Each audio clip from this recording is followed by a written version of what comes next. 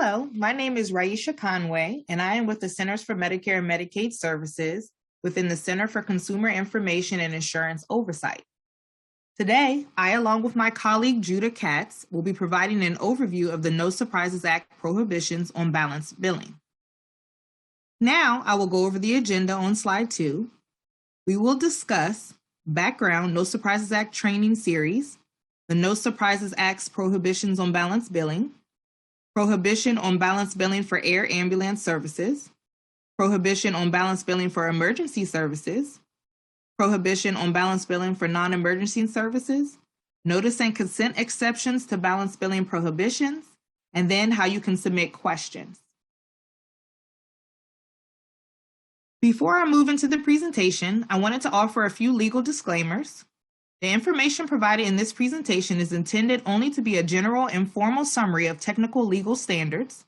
It is not intended to take the place of the statutes, regulations, or formal policy guidance upon which it is based. We encourage readers to refer to the applicable statutes, regulations, and appropriate interpretive materials for complete and current information. Disclaimers continued on slide 4. The contents of this document do not have the force and effect of law and are not meant to bind the public in any way unless specifically incorporated into a contract. This document is intended only to provide clarity to the public regarding existing requirements under the law. This communication was printed, published, or produced and disseminated at U.S. taxpayer expense. Now we move on to the background No Surprises Act training series. So, overview of the No Surprises Act. The No Surprises Act introduced new requirements for providers, facilities, and providers of air ambulance services to protect individuals from surprise medical bills. These requirements prohibit providers and facilities from directly billing individuals for the difference between the amount they charge and the amount that the individual's plan or coverage will pay, plus the individual's cost-sharing amounts, i.e. balance billing in certain circumstances. Require providers and facilities to provide good faith estimates of charges for care to uninsured or self-pay individuals upon scheduling care or on request, and for individuals with certain types of coverage to submit good faith estimates to the individual's plan or issuer. Create a patient-provider dispute resolution process for uninsured or self-pay individuals to contest charges that are substantially in excess of the good faith estimate. Require certain providers and facilities to publicly disclose restrictions on balance billing, and limit billed amounts in situations where a provider's network status changes mid-treatment or individuals act on inaccurate provider directory information. So the scope of individuals protected under the No Surprises Act. Beginning January 1st, 2022, these No Surprise Act requirements will apply to items and services provided to most individuals enrolled in private or commercial health coverage, like employment-based group health plans, both self-insured and fully insured, individual or group health coverage on or outside the federal or state-based exchanges, federal employee health benefit FEHB health plans, non-federal governmental plans sponsored by state and local government employers, certain church plans within IRS jurisdiction, and student health insurance coverage. So the scope of individuals protected under the No Surprises Act continued. Some requirements also apply to providers and facilities with respect to uninsured or self-pay individuals, like requirements that providers and facilities provide good faith estimates for scheduled care or upon request. Requirements under the No Surprises Act don't apply to beneficiaries or enrollees in Medicare, Medicaid, Indian Health Services, Veterans Affairs Healthcare, or TRICARE. These programs have protections against high medical bills. The protections also don't apply to short-term, limited duration insurance, accepted benefits or retiree-only plans, or account-based group health plans. No Surprises Act training series. The training series is intended to educate providers and facilities on these major provisions of the No Surprises Act as shown here on this slide, and also the focus of today's presentation. So here's just a summary of all the provisions. So the No Surprises Act prohibitions on balance billing is next. On slide 11, Overview of the No Surprises Act prohibitions on balance billing. The No Surprises Act requires health plans and issuers to apply in-network cost-sharing terms and prohibits out-of-network providers, facilities, or providers of air ambulance services from billing individuals more than these in-network cost-sharing limits in three main scenarios. 1, a person gets covered emergency services from an out-of-network provider or out-of-network emergency facility. 2, a person gets covered non-emergency services from an out-of-network provider delivered as part of a visit to an in-network healthcare facility. Or 3, a person gets covered air ambulance services provided by an out-of-network provider of air ambulance services.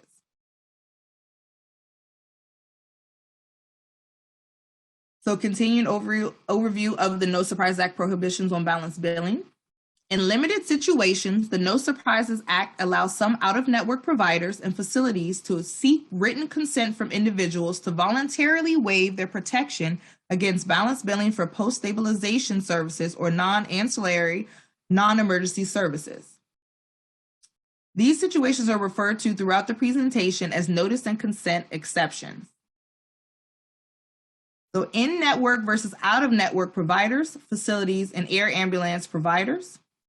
In-network, a provider, facility, or provider of air ambulance services that has a contractual relationship with a health plan or issuer for the item or service provided.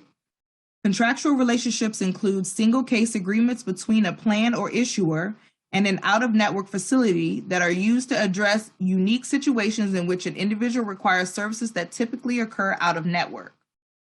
Out-of-network, a provider of air ambulance services or facility that doesn't have a contractual relationship with the individual's health plan or issuer for the item or service provided. We will review the definition of terms like provider of air ambulance services, and facility throughout the presentation. Consumer insurance information that affects prohibitions on balance billing. Covered benefits. Prohibitions on balance billing for air ambulance, emergency, and non-emergency services only apply to items or services that are covered benefits under the in-network terms of a privately insured individual's health plan or coverage. Plan year. Prohibitions on balance billing apply to items or services delivered in health insurance plan or policy year starting on or after January 1, 2022. What facilities, providers, and air ambulance providers need to do when providing items or services for which the prohibitions on balance billing apply. In situations where balance billing is banned and a notice and consent exception doesn't apply, an out-of-network provider, emergency facility, or provider of air ambulance services can't, 1, bill an individual for an amount that exceeds in-network limits on cost sharing, or 2, hold an individual liable for paying an amount that exceeds in-network limits on cost sharing, and the individual can't be put in the middle of a dispute regarding the total payment amount from the plan or issuer to the provider, facility, or provider of air ambulance services. What facilities, providers, and air ambulance providers need to do when providing items or services for which the prohibitions on balance billing apply continued. After an out-of-network provider, facility, or air ambulance services furnishes items or services to an individual, the out-of-network provider or facility receives an initial payment from the health plan or issuer. However, the final payment they receive from the plan may be determined by an all-payer model agreement, also known as the APMA, or specified state law depending on the item or service, geographic area where the care was provided, and type of plan or issuer and provider or facility involved. If there is no APMA or specified state law that applies, the provider, facility, or air ambulance provider may accept the initial payment as payment in full or may enter into a 30 business day period of open negotiations with the health plan or issuer to determine the final total amount. If negotiations fail, the two parties may enter an independent dispute resolution, also known as an IDR, process to determine final total payment. An upcoming training session will discuss the IDR process in more detail.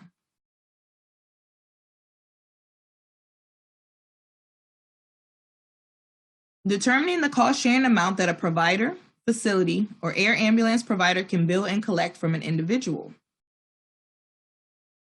In situations where balance billing is banned under the No Surprises Act, health plans and issuers must determine the amount that out-of-network providers, facilities, or providers of air ambulance services can charge an individual by imposing cost-sharing requirements that are not higher than the in-network cost-sharing terms of an individual's plan. Health plans and issuers calculate the dollar amount of cost-sharing, applying the cost-sharing terms to the recognized amount, which is further specified in regulations. Depending on the type of item or service and geographic area where care is provided, plan or issuer, and provider or facility, this amount can be set by an all-payer model agreement. If applicable to the plan or issuer and provider or facility, a specified state law, if applicable to the plan or issuer and provider or facility, or the lesser of 1, bill charges, or 2, the plan's qualifying payment amount, QPA, for the item or service.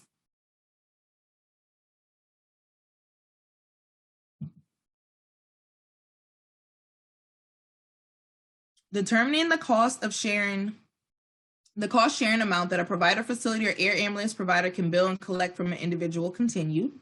The QPA is defined in regulation and is generally a plan or issuer's median contracted rate for the item or service in the geographic area where the item or service was delivered from January 31st, 2019, indexed for inflation. So on this chart is the amount used to calculate individual cost sharing, emergency and non-emergency service, and air ambulance services. So on the next slide, best practices to ensure compliance with the No Surprises Act prohibitions on balance billing. To ensure compliance with the No Surprises Act, providers, facilities, and providers of air ambulance services may need to bill the plan or issuer directly for services to determine whether No Surprises Act protections apply.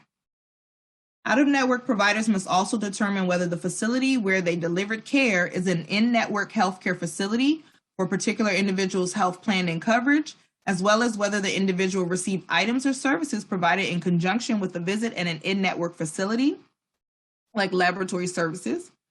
If out-of-network providers, facilities, or providers of air ambulance services bill an individual in violation of the No Surprises Act, they may be subject to civil fines or other corrective action. So next section, prohibition on balance billing for air ambulance services.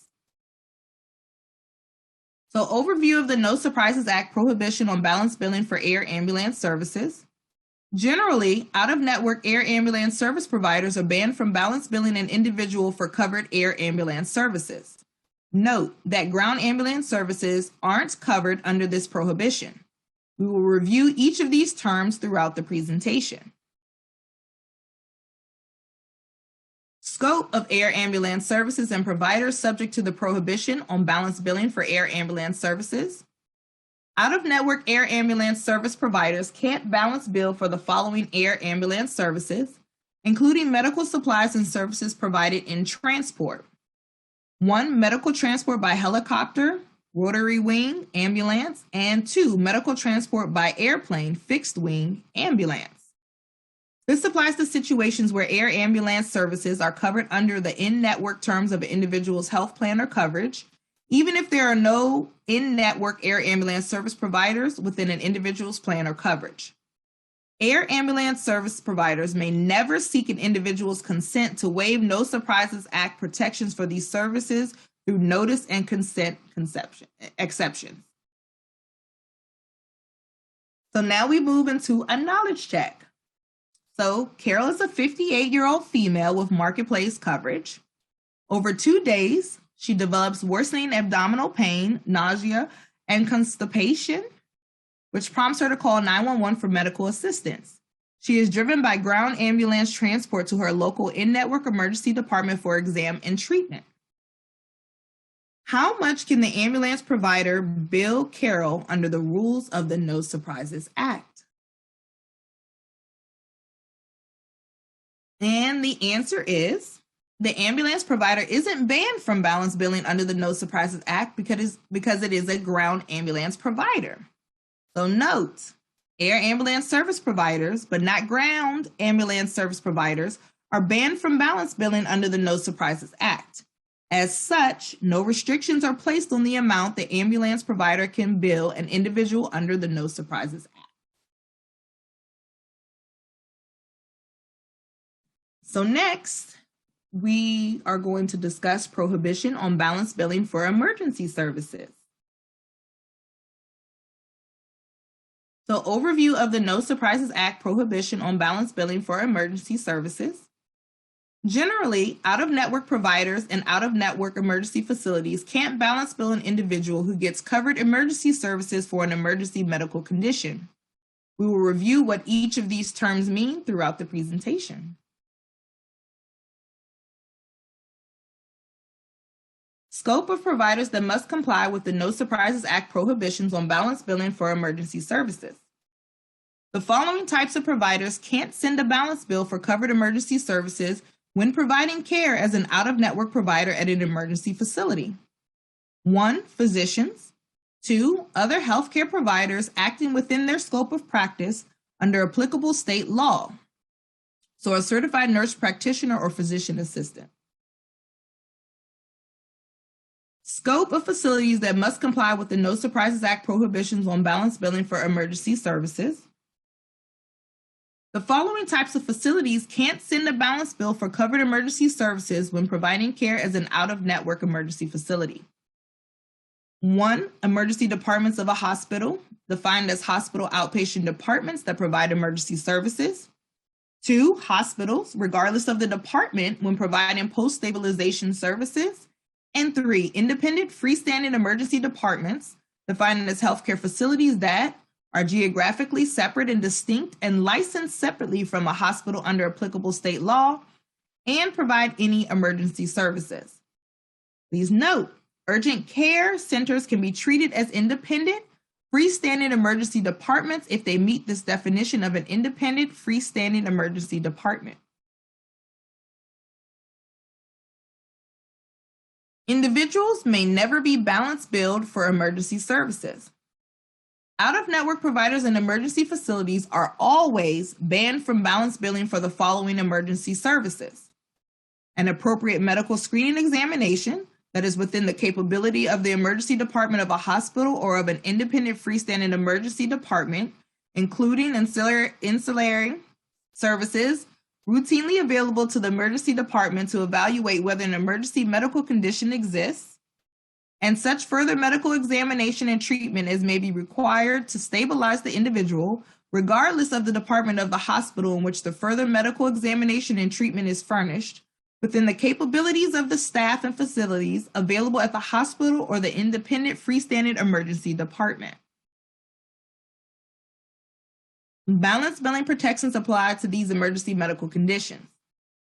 Balance billing isn't allowed for an emergency service when an individual gets care for an emergency medical condition using a prudent layperson.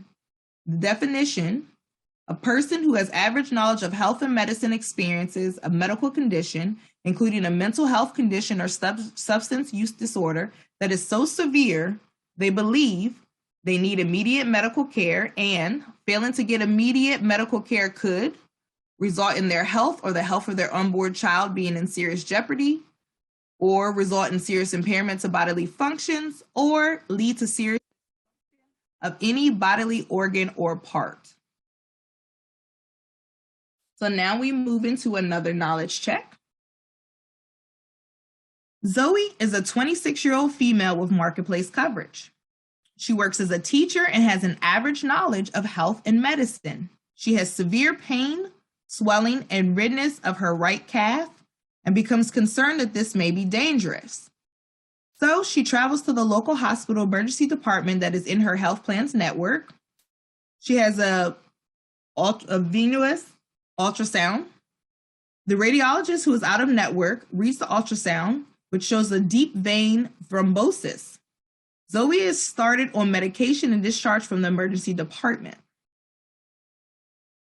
Do the No Surprises Act's balance billing protections related to emergency services apply to the radiologist? And the answer is yes, it would. Zoe sought care for a medical condition that, using reasonable layperson judgment, they thought was an emergency medical condition that needed immediate medical attention to avoid serious jeopardy, impairment, or dysfunction. Per the No Surprises Act, out-of-network providers are banned from balance billing for emergency services provided for emergency medical conditions. Emergency services include ancillary services available to the emergency department to evaluate whether an emergency medical condition exists, such as services of a radiologist who reads an imaging study. Post-stabilization services where notice and consent exceptions may be used.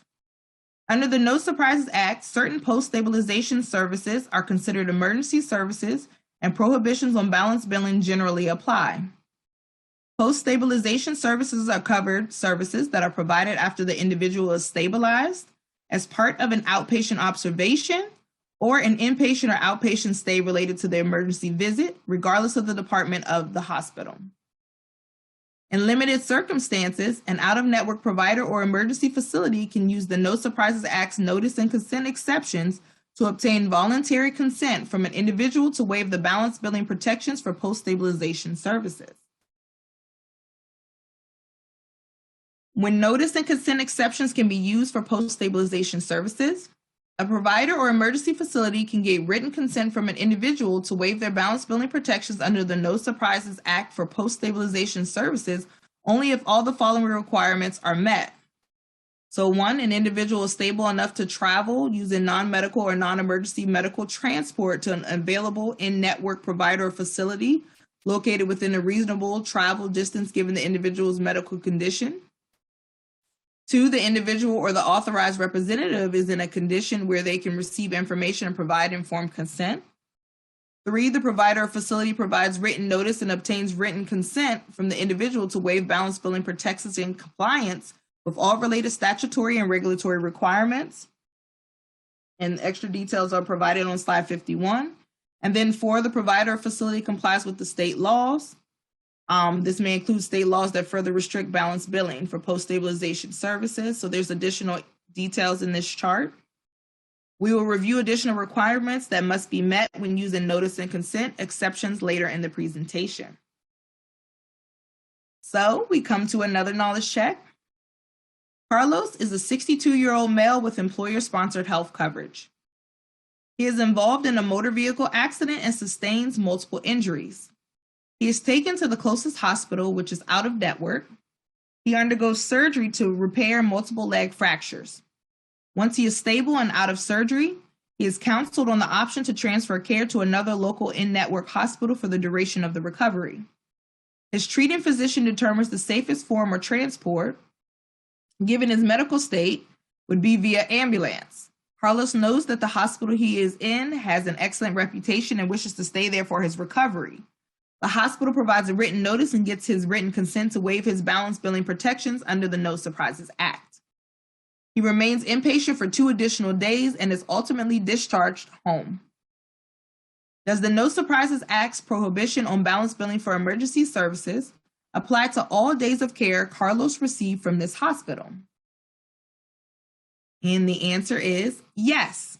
The hospital is banned from balance billing Carlos for items and services provided prior to him being stabilized.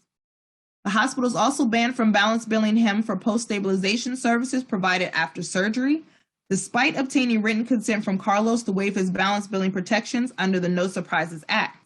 Because he could only safely be transferred via ambulance, the hospital can't seek consent from him to waive his balance billing protections under the No Surprises Act specific to post-stabilization services. So now I will turn it over to my colleague, Judah Katz, to finish the remaining slides. Thank you so much, Raisha.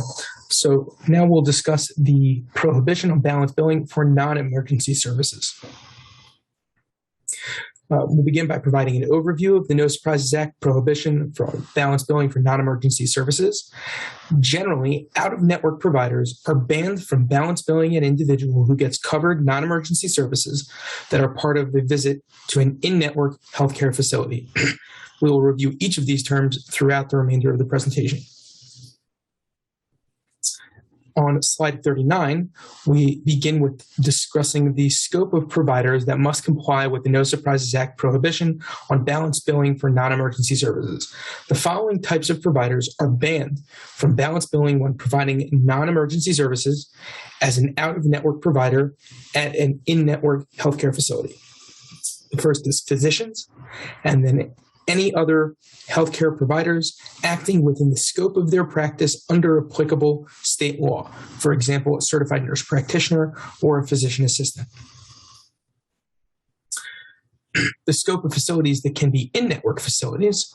The No Surprises Act's prohibitions on balance billing for non-emergency services only apply to covered non-emergency services that are furnished as part of a visit to one of the following in-network healthcare facilities: hospitals, including critical access hospitals, hospital outpatient departments, or ambulatory surgical centers. As a quick reminder, to be considered an in-network healthcare facility, a facility must be either in-network or have a single case agreement with a health plan or issuer for a specified individual. On slide 41, we discuss the scope of non-emergency services that are considered part of a visit to a facility. Out-of-network providers can't balance bill for non-emergency items and services that are part of a visit at an in-network healthcare facility. This includes the following: equipment and devices, imaging services, telemedicine services, lab services, and finally, preoperative services and postoperative services. These items or services don't need to happen physically within the in-network healthcare facility to be treated as part of a visit. For example, off-site laboratory services. Again, a quick reminder, the No Surprises Act's ban on balance billing for non-emergency services only apply to plan-covered services. If a non-emergency service is not covered under the in-network benefits in terms of coverage under an individual's health plan, then the No Surprises Act's rules on balance billing do not apply for these services. On slide 42, we discuss non-emergency services for which individuals may never be balance billed. Ancillary services, which individuals typically have little control over, are always subject to balance billing prohibitions. The No Surprises Act defines ancillary services as items and services related to emergency medicine, anesthesiology, pathology, radiology, and neonatology, provided that by either a physician or a non-physician practitioner. Next is items and services provided by assistant surgeons, hospitalists, and intensivists. Next, diagnostic services, including radiology and laboratory services. And finally, items and services provided by an out-of-network provider when there is no in-network provider who can provide the item or service at the in-network healthcare facility. Providers and facilities may never seek an individual's consent to waive the No Surprises Act's balance billing protections for non-emergency ancillary services through the use of notice and consent exceptions. Notice and consent exceptions also never apply to waive the No Surprises Act's balance billing protections related to non-emergency services when items or services are provided due to an unforeseen urgent medical needs in the course of care delivery, or if those are banned by state law. On slide 44, we discuss non-emergency services for which notice and consent exceptions can be used. A provider facility can use the No Surprises Act's notice and consent exception to get consent from an individual to voluntarily waive their balance billing protections under the No Surprises Act for non-ancillary, non-emergency services furnished in an in-network facility. All requirements for providing notice and consent documents and getting proper consent must be met. We will review requirements that must be met when using notice and consent exceptions later in the presentation. On slide 45, we discuss situations when the No Surprises Act does not regulate provider billing practices for non-emergency services. The No Surprises Act does not regulate billing for non-emergency services in the following circumstances: when non-emergency covered items or services are provided in an out-of-network hospital, outpatient hospital department, ambulatory surgical center, or other facility type specified by the Secretary of Health and Human Services. Next, when the items or services provided are not covered under the in-network terms of an individual's health plan or coverage, even if provided in an in-network hospital, outpatient hospital, department, or ambulatory surgical center, or other facility types specified by the Secretary of HHS. Again, a reminder, providers may need to bill plans or issuers directly to determine whether No Surprises Act requirements apply, given the terms of an individual's health plan coverage and a facility's participation status. Now we move into a knowledge check. Rhonda is a 50-year-old female with employer-sponsored health insurance who discovers a lump in her breast. Her primary care provider orders a mammogram, which shows a suspicious mass. She is referred to the local in-network hospital's outpatient department for a biopsy. The biopsy is reviewed and found to be negative for malignant cells by a pathologist who happens to be out of network. How much can the pathologist bill Rhonda under the rules of the No Surprises Act? On slide 47 is the answer. Under the No Surprises Act, the pathologist is banned from billing Rhonda more than the in-network cost-sharing amounts as determined by her health plan. The pathologist, as an ancillary service provider, is banned from obtaining consent from the individual to waive these balance billing protections. In the next section, we'll discuss notice and consent exceptions to balance billing prohibitions. First, we'll do a recap of when out-of-network providers or facilities can and cannot use notice and consent exceptions. The chart on page 49 relates to emergency services, including post-stabilization services, and it describes when the notice and consent exceptions are allowed and are not allowed. First, when they're not allowed. When providing any emergency services prior to post-stabilization services, including medical exams and treatment to stabilize an individual. Next, when providing items or services due to unforeseen urgent medical needs in the course of care delivery. Next, when providing post-stabilization services, if any of the requirements listed below are not met. And lastly, if there are additional situations that are banned by state law. Now, when are they allowed? Notice and consent exceptions allowed. When providing post-stabilization services, and all of the following are true. First, an individual is stable enough to travel using non-medical or non-emergency medical transport to an available in-network provider facility located within a reasonable travel distance given the individual's medical condition. Second, the individual or their authorized representative is in a condition where they can receive information and provide informed consent. Third, the provider facility provides a written notice and obtains written consent from the individual to waive balance billing protections under the No Surprises Act in compliance with all related statutory and regulatory requirements. And fourth, the provider facility complies with applicable state laws. On page 50, we move to non-emergency services. And again, we're discussing the use of notice and consent exceptions where they are not allowed and where they are allowed. First, where they're not allowed. In non-emergency services, when providing ancillary services defined as emergency medicine, anesthesiology, pathology, radiology, neonatology items or services provided by either physicians or non-physician practitioners, items or services provided by assistant surgeons, hospitalists, and intensivists, diagnostic services, including radiology and laboratory services. Next, items and or services of an out-of-network provider if there is no in-network provider who can provide the item or service at the facility.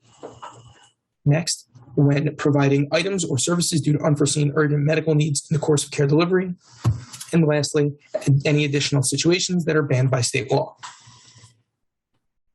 Now we'll discuss when use of notice and consent exceptions are allowed. When providing non-emergency services, including not post-stabilization services, in an in-network facility, and all of the following are true. The items or services do not meet the definition of ancillary services. Another in-network provider can deliver the items or services at the in-network healthcare facility. And the provider gives written notice and gets written consent from the individual to waive the balance billing protections under the No Surprises Act in compliance with all related statutory and regulatory requirements. On slide 51, we discuss the information providers and facilities must include in the notice and consent documents provided to individuals. When giving notice and seeking consent from individuals to waive their balance billing protections under the No Surprises Act, providers and facilities must use standard notice and consent documents developed by HHS. The standard notice and consent documents were published as part of CMS form number 10780 and are available for download on CMS. Providers and facilities must tailor the standard notice with individual and provider-specific information.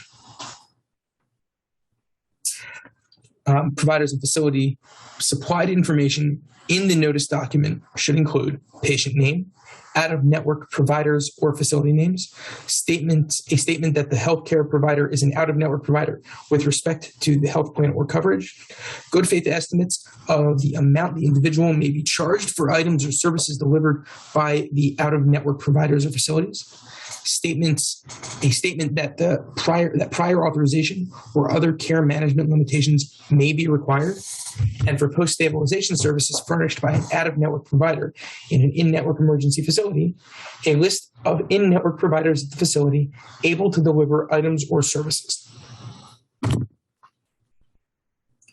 On slide 53, we discuss when and how providers and facilities must deliver the notice and consent documents to individuals. So first, we'll discuss the timing of the delivery. If an individual schedules an appointment at least 72 hours before the appointment, notice and consent documents must be given to the individual no later than 72 hours before the appointment. If an individual schedules an appointment within 72 hours of the date of the appointment, notice and consent documents must be given on the day the appointment is made, but at least 3 hours before the time when items or services are to be provided. Next, the next requirement involves the method of delivery. Notice and consent documents must be delivered together, physically separate from other forms. They must not be attached or incorporated into other documents or hidden among other forms, either on paper or electronically as preferred by the individual. A representative of the facility or provider must be physically present or available by phone to answer questions. On slide 54, we discuss language accessibility requirements for notice and consent documents. Notice and consent documents must be available in the 15 most common languages in the state or a facility's geographic service region. If an individual can't understand any of the languages in which the notice and consent documents are provided, they cannot consent. If the documents aren't available in an individual's preferred language, a provider or facility must provide a qualified interpreter to get consent. Note here, providers and facilities that get federal financial assistance must provide such documents in a manner that complies with other federal civil rights laws as applicable, including Section 1557 of the Affordable Care Act, Title VI of the Civil Rights Act of 1964, Section 504 of the Rehabilitation Act of 1973, and the Americans with Disabilities Act. On slide 55, we discuss parties that are allowed to provide notice and obtain consent. The following parties may provide notice and get signed consent from individuals to waive balance billing protections under the No Surprises Act. Out-of-network providers, out-of-network emergency facilities, and in-network facilities on behalf of out-of-network providers. On slide 56, we discuss using a single set of notice and consent documents for multiple providers. An individual can provide consent to waive the No Surprises Act's balance billing protections for multiple providers involved in the delivery of care through a single set of notice and consent documents. If multiple providers are using a single set of notice and consent documents, the documents must first identify each provider, the services or items furnished by each provider, and the good faith estimate for each provider's services or items.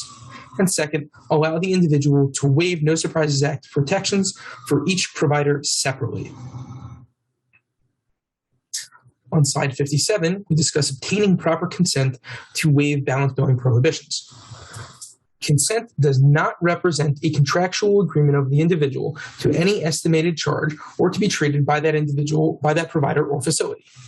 Consent documents may be signed electronically by the individual or their authorized representative.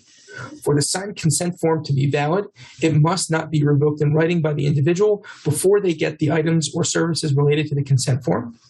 If a provider or facility does not comply with any one requirement related to providing notice and consent documents and getting consent, then the provider or facility can't balance bill the individual. This is true even if the provider or facility gets the individual's signed consent. And lastly, a provider or facility can refuse to treat an individual if they don't give consent to waive their balance billing protections under the No Surprises Act, so long as this is allowed under state law. However, no fees may be imposed on an individual for canceling an appointment if they don't consent to waive their No Surprises Act protections. On slide 58, we discuss maintaining and sharing document records. Signed consent documents must include the time and date when the individual got the notice and the time and date when the individual signed the consent document. Providers and facilities must retain a copy of the notice and consent documents for at least 7 years after the date when the item or service is provided. Providers and facilities must give a copy of the signed notice and consent documents to the individual in person or through mail or email based on the individual's preference. And providers and facilities must timely notify a health plan or issuer about items or services delivered for which proper consent to waive balance billing protections was obtained, and give the plan or issuer a copy of the signed documents, preferably with the claim. On slide 59, we have another knowledge check. Sean is a 35-year-old male who has insurance through the marketplace. He is playing soccer and sustains a knee injury, which is later diagnosed as a torn ACL. He is advised by his friends to go to a specific orthopedist who has an excellent reputation.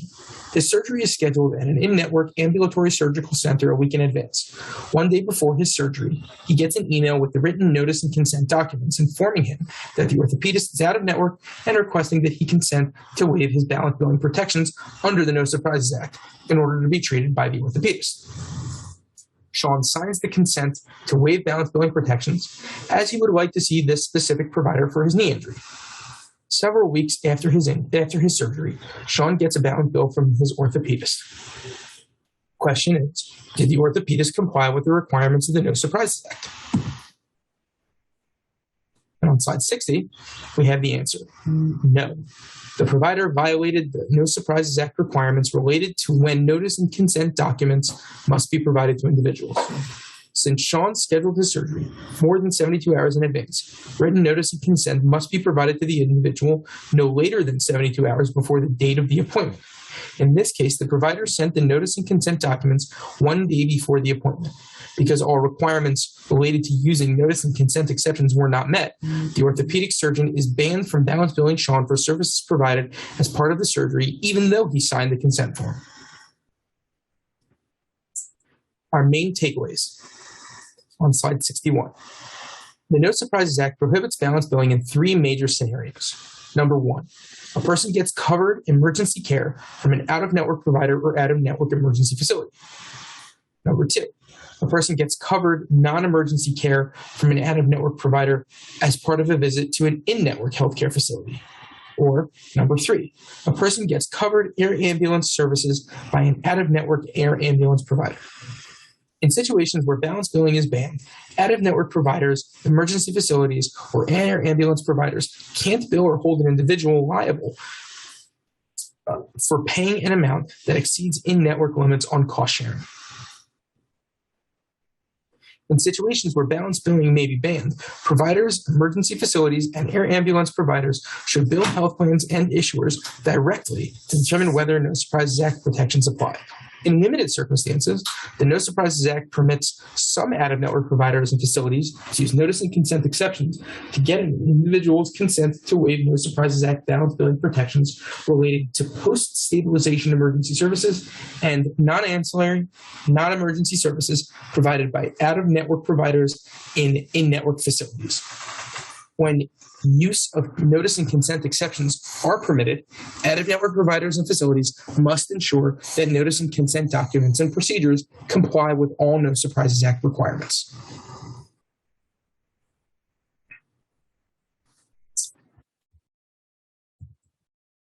I'll close out by mentioning that we have a provider enforcement email box and encourage providers and stakeholders to direct questions to the mailbox as they come up. We've also begun to develop and post FAQs as common questions come into the mailbox, and will continue to develop other helpful resources to support the implementation of the Consolidated Appropriations Act and the No Surprises Act. That mailbox address is located on slide 53, and it is provider_enforcement@cms.hhs.gov.